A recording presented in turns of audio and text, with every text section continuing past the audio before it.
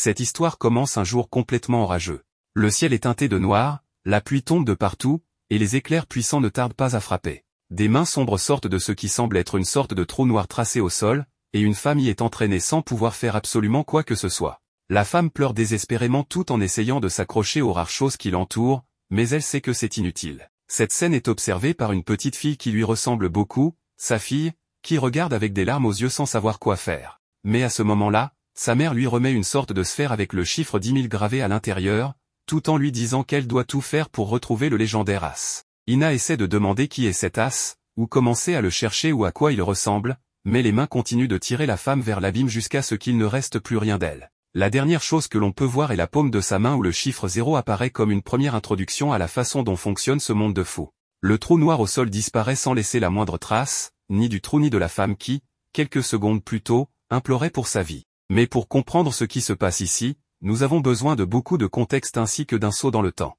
Ce que nous voyons ensuite, c'est Ina qui est maintenant une jeune adulte, arrivant dans l'une des villes les plus importantes du continent, appelée Alcia. Elle se trouve sur une grande place avec d'autres jeunes femmes, à qui elle révèle qu'elle a voyagé toutes ces années à travers Alcia dans le but de trouver quelqu'un de très important. Il est clair qu'elle n'a pas encore trouvé le légendaire as, mais elle garde toujours avec elle la mystérieuse sphère laissée par sa mère. Quand elle mentionne le mot as aux autres filles, elle semble reconnaître le terme mais avoue ne pas savoir où elles l'ont entendu, et bien sûr, elles ne sont pas sûres de ce que cela signifie. Elles savent seulement qu'il s'agit d'une sorte de héros d'antan capable de réaliser n'importe quel exploit, comme courir plus vite que les chevaux et d'autres pouvoirs de ce genre. À ce moment-là, elles sont interrompues et presque effrayées à mort par l'arrivée d'un homme masqué aux cheveux blancs, qui se présente comme Licht. Il semble être une sorte de fou du quartier, que toutes les filles craignent. D'ailleurs, ce type est notre protagoniste, mais au lieu du héros typique auquel on pourrait s'attendre, il a une attitude très étrange. Sans même la connaître, il commence à demander de l'argent à Ina tout en lui touchant les jambes, comme s'il s'agissait d'un pervers. À ce moment-là, on remarque que,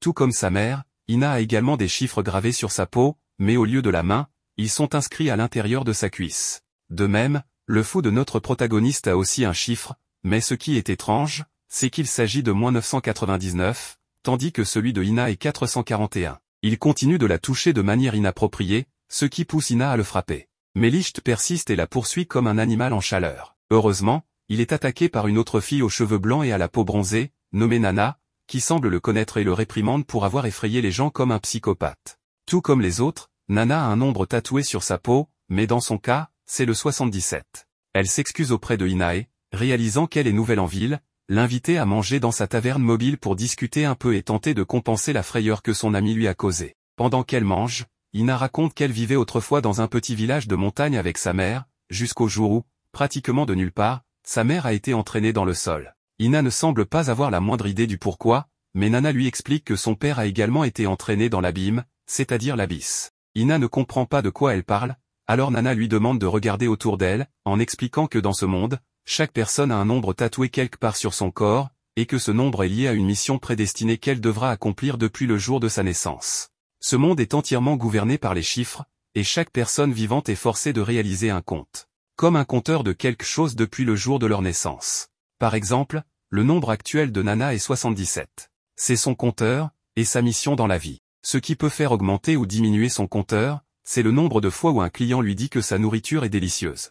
On pourrait dire que son compteur est lié à la satisfaction de ses clients, donc quand quelqu'un dit que sa nourriture est délicieuse, le nombre de son compteur augmente, mais si au contraire, on dit que sa nourriture est dégoûtante, le nombre diminue. Notre héroïne montre son compteur, le 441, mais elle n'est pas très sûre de ce qui fait que le nombre augmente ou diminue. À cela, Nana lui dit que cela doit être quelque chose qu'elle fait fréquemment, car son nombre semble assez élevé. C'est important, car tant que tu peux augmenter ton compteur, tu vas bien, mais si ce dernier atteint 0, la personne en question sera envoyée à l'abysse. Techniquement, personne n'est vraiment sûr de ce que c'est, mais on dit que lorsque tu es envoyé à l'abysse, c'est comme si tu mourais sur Terre ou que tu étais envoyé dans un endroit encore pire que la mort elle-même. Pour cette raison, tout le monde est très concentré sur l'augmentation de son compteur et s'assure qu'il ne diminue pas. Une autre chose importante à propos de tout cela est qu'il semble que tu ne puisses pas désobéir à un ordre donné par une personne dont le compteur est plus élevé que le tien. La différence de compteur est la différence de position sociale. Profitant de la conversation, Nana lui demande également comment elle a fait augmenter son compteur. Quel est son compteur? Et Ina répond qu'elle pense qu'il s'agit de la distance qu'elle a parcourue, ou du moins c'est ce que lui avait dit sa mère avant de mourir. Nana est surprise, car le compteur augmente tous les 1000 km, donc cela doit être une quantité gigantesque. Mais notre héroïne lui dit que cela n'a pas été un problème, car elle reste motivée par sa mission de retrouver le légendaire As. Ces mots semblent éveiller quelque chose en Anna, mais elle ne dit rien, car à ce moment-là, des gardes dirigés par un type qui se fait appeler le légendaire As apparaissent. Il a une étoile blanche tatouée juste à côté de son compteur, le 320, ce qui fait pleurer Ina, car elle avait entendu dire que tout comme lui, le légendaire As porterait la marque d'une étoile. Elle commence à pleurer d'émotion et le type l'emmène ailleurs pour qu'il puisse discuter des détails et qu'elle lui explique pourquoi elle le cherche. Cependant, une fois qu'ils sont seuls, il commence à la toucher de manière inappropriée tandis que notre héroïne essaie simplement de lui parler de sa mère. À ce moment-là, elle se souvient de ce qui lui avait été donné, alors elle en profite pour sortir la mystérieuse sphère de l'époque, celle avec le chiffre 10 000 à l'intérieur. Cela semble être le bon mouvement, car tout le monde est surpris en la voyant, sortant leurs épées et mentionnant qu'il s'agit d'un ballot holder. Le type lui ordonne immédiatement de lui remettre l'objet, et les choses deviennent très bizarres, au point de l'attaquer avec son épée. Même Ina, aussi innocente qu'elle soit, commence à se douter qu'il n'est pas la personne qu'elle recherche. Il insiste, mais elle lui rétorque qu'elle n'a pas à obéir à ses ordres, car même si elle est une fille ordinaire, son compteur est plus élevé que le sien. Il admet qu'elle a raison, alors, en contrepartie, il lui demande de parier ses étoiles. Ina ne comprend pas de quoi il s'agit, mais il lui dit qu'il va exercer son privilège en tant que membre de l'armée pour la défier à un pari d'étoiles. Innocemment, notre héroïne accepte, mais juste au moment où il commence, des mains émergent du sol, et il explique qu'au cours de cette bataille, il n'aura pas à obéir à ses demandes. Il commence alors à la frapper, au point de la jeter par la fenêtre. Ina lui supplie d'arrêter, mais le type lui dit simplement qu'elle a perdu le pari. À ce moment-là, des mains sont sorties du sol et ont arraché les chiffres de notre héroïne pour les donner au sergent. Ina s'est retrouvée avec un seul chiffre, le 1, et le sergent lui a retiré l'étoile à côté de son compteur, révélant qu'il n'était pas le légendaire As et que tout avait été un mensonge. Juste au moment où il semblait qu'il allait également lui prendre son ballot, notre protagoniste apparaît, prêt à la défendre, et défie le type en duel d'étoiles. Cependant, le sergent se moque de lui et de son compteur en disant qu'avec moins 999, il ne devrait pas être capable de lui faire quoi que ce soit. Néanmoins, il accepte le duel et commence à l'attaquer, mais il ne parvient pas à lui infliger le moindre dégât. Les soldats qui accompagnaient le sergent trouvent cela très étrange, car théoriquement, il aurait dû être entraîné à l'abysse au moment où son compteur est arrivé à 0. Ils avertissent donc leurs compagnons de ne pas le sous-estimer, car il pourrait s'agir d'un cas isolé, comme quelqu'un de super puissant ou qui posséderait un ballot. Au cours de la bataille, notre protagoniste dit à Ina qu'elle doit arrêter de chercher les As, et oui, il dit As au pluriel, car il s'agit de simples assassins, et elle ne devrait pas essayer de se lier avec aucun d'eux. Cependant, les choses deviennent bien plus intéressantes lorsque Licht sort son épée, révélant un compteur bien plus élevé, le 5700, avec une véritable étoile blanche à ses côtés, révélant qu'il possède non pas un, mais deux compteurs et qu'il est le légendaire As que notre héroïne recherchait depuis si longtemps. Cette révélation surprend tous les témoins. Les autres soldats deviennent nerveux en voyant que Licht est un légendaire As, mais David les fait taire en affirmant que c'est impossible, car les As étaient des héros d'il y a 300 ans, et qu'aucun humain ne peut vivre aussi longtemps. Tous les soldats se regroupent pour attaquer Licht, qui demande alors à Ina de fermer les yeux. À une vitesse fulgurante, il esquive leurs attaques, et ses pas laissent des cratères dans le sol. Licht se déplace si rapidement que David ne peut le voir. Soudain, il apparaît derrière lui et, avec un simple pas, une onde de choc projette David au loin. Licht se moque de David en lui demandant ce qui se passe, expliquant qu'il ne fait que marcher. Chaque pas produit une rafale d'air qui frappe David violemment. Il enchaîne avec une attaque à l'épée, provoquant une explosion qui soulève un nuage de fumée. Les spectateurs réalisent alors qu'ils ont affaire à un véritable légendaire, un porteur d'une épée massive, marqué d'un compteur de moins 999 sur la main gauche,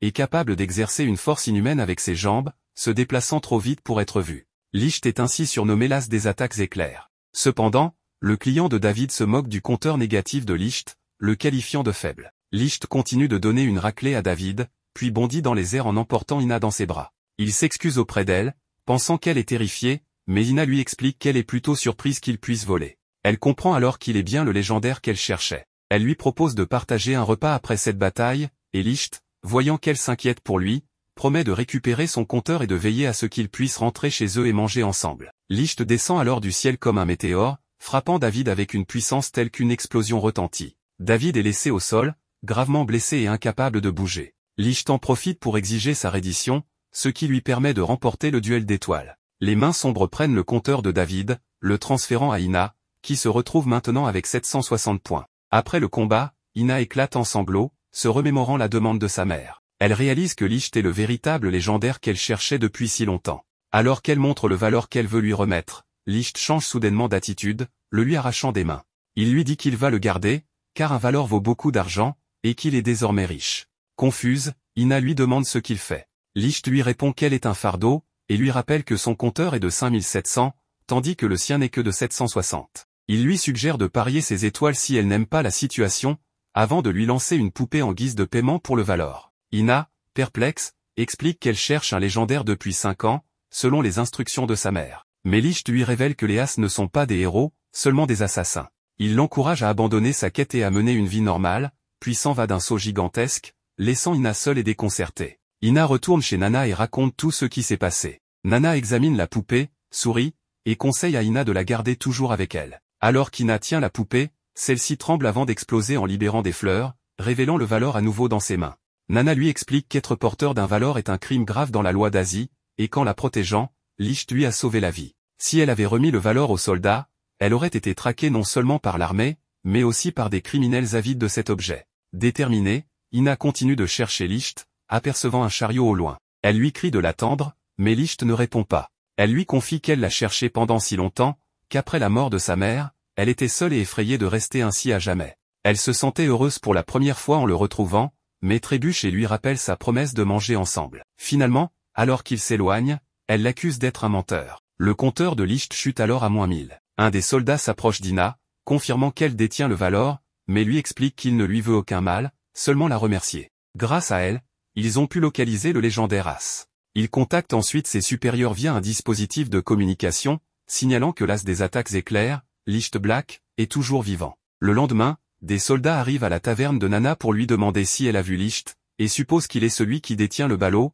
même si l'objet est toujours en possession de notre héroïne. Nana les couvre en affirmant qu'elle n'a aucune idée de l'endroit où se trouve notre protagoniste, insinuant qu'il a quitté la ville. À noter qu'il est très important de mentionner un événement de la bataille précédente, au moment où notre héros part, laissant Ina complètement dévastée, un des soldats l'interrompt. Il a compris le plan de notre protagoniste et sait que Ina possède toujours la sphère. Mais il la rassure en lui disant qu'il ne compte pas la dénoncer. Cela est très étrange, car le soldat semblait être un simple personnage de fond, mais son attitude change complètement lorsqu'il se présente à Ina, disant qu'au contraire, il est là pour la remercier d'avoir enfin retrouvé le légendaire As, que lui et son groupe recherchent également. Pendant ce temps, dans un village voisin, on nous présente 2 sergents débutants nommés Lin et Pelé. Ce dernier arrive dans la chambre de la jeune femme pour lui annoncer qu'ils viennent de recevoir les affiches de recherche d'un certain Licht, alias notre protagoniste, qui porte un masque étrange et est considéré comme un criminel extrêmement dangereux.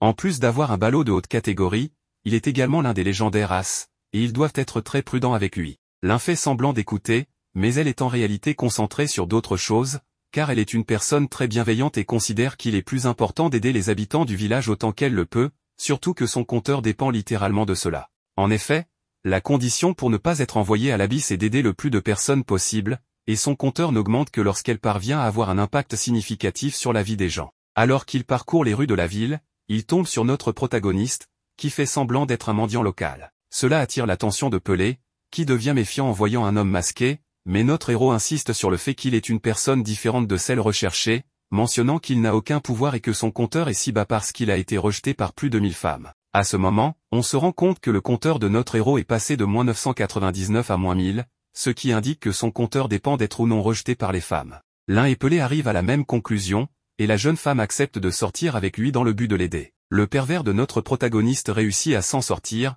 et lorsque Lin prend sa main, son compteur augmente d'1 point, car elle l'aide de manière significative. Au fil de l'après-midi, alors qu'ils font davantage d'activités de couple, le nombre ne cesse d'augmenter, révélant à quel point notre protagoniste était en manque. Après un moment, Pelé admet que cela suffit et qu'elle sait qu'il n'est autre que Licht. Notre héros essaie de feindre l'innocence, mais les deux réussissent à lui enlever son masque, révélant son identité. Il vole l'épée de Lin pour l'empêcher d'utiliser la violence, mais elle commence à l'attaquer avec des coups de pied puissants, capables de fendre un arbre en 2. Pourtant, notre protagoniste esquive chaque coup, ce qui surprend Lin, qui lui demande s'il est vraiment un légendaire As, car il semble impossible de sortir indemne de tels assauts. Licht fait semblant de suivre la conversation, mais ce n'est qu'une distraction pour lui permettre de s'enfuir sous leurs yeux. De retour à la taverne mobile de Nana, Ina aide temporairement à servir les clients, car les deux ont prévu de chercher notre héros, mais doivent d'abord économiser un peu d'argent pour le voyage. La journée se déroule normalement, mais un mystérieux lieutenant, accompagné de plusieurs soldats, se présente soudainement.